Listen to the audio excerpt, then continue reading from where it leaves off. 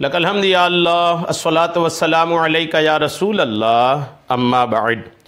सिलसिला है नाजरीन के सवालों के जवाब देने का।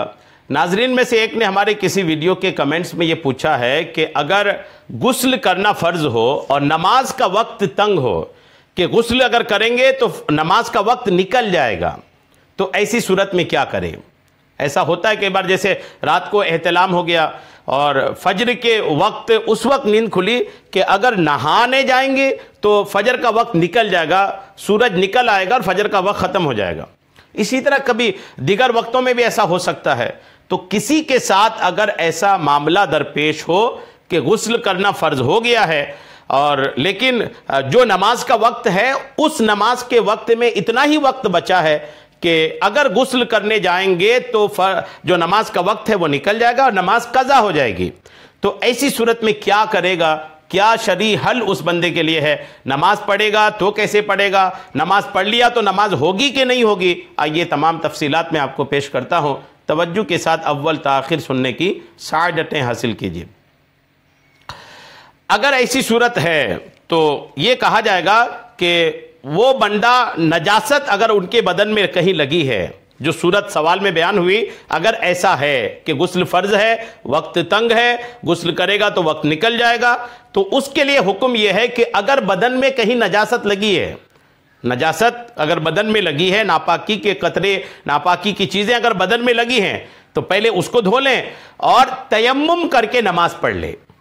जी हाँ, गुस्ल करने में वक्त लगेगा तो एक काम तो ये करे कि जो नापाकी, जो नजासत, जो गंदगी बदन में लगी है उसको धो लें।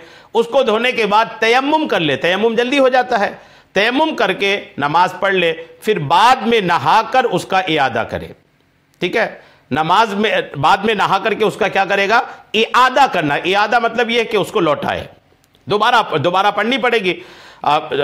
दोबारा जब पढ़ने पड़ेगी तो फिर उस वक्त पढ़ने का क्या मतलब हुआ, यानी जब आप वक्त निकल रहा था तो आपने नजासत गंदगी को धो करके तयम्मुम करके नमाज पढ़ लिए, फिर उस नमाज को दोहराना पड़ेगा। वक्त निकल गया, आप गुस्ल करके आप उस नमाज को दोहराइए, तो फिर वक्त में पढ़ने का फायदा क्या होगा जब दोहराना ही है।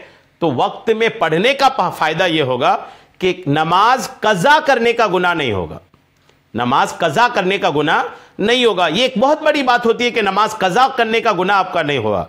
बाकी यह है कि आपने वक्त पे नजासत धोकर तयम्मुम करके जो पढ़ ली, तो वक्त पर पढ़ने की वजह से नमाज कज़ा करने का गुनाह नहीं होगा। तो फिर नहा धो करके भले वक्त निकल गया हो वो नमाज दोहरा लेंगे, सारी बातें आपकी मुकम्मल हो जाएंगी।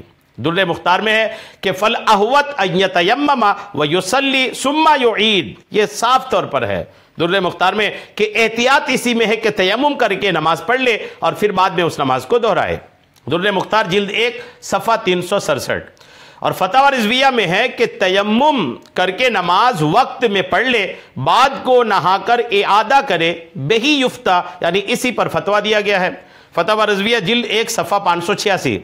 और बार शरीयत में सदरुश शरिया अलैहि रहमा ये लिखते हैं कि वक्त अगर तंग हो गया कि वज़ू या गुस्ल करेगा तो नमाज कज़ा हो जाएगी, तो चाहिए कि तयम्मुम करके नमाज पढ़ ले, फिर वज़ू या गुस्ल करके इआदा करना लाजिम है। बार शरीयत हिस्सा 2 सफ़ा 64, तयम्मुम का बयान।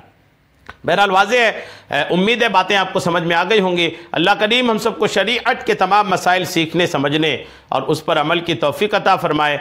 आमीन बिजाहिल नबिय्यिल अमीन सल्लल्लाहु तआला अलैहि वसल्लम।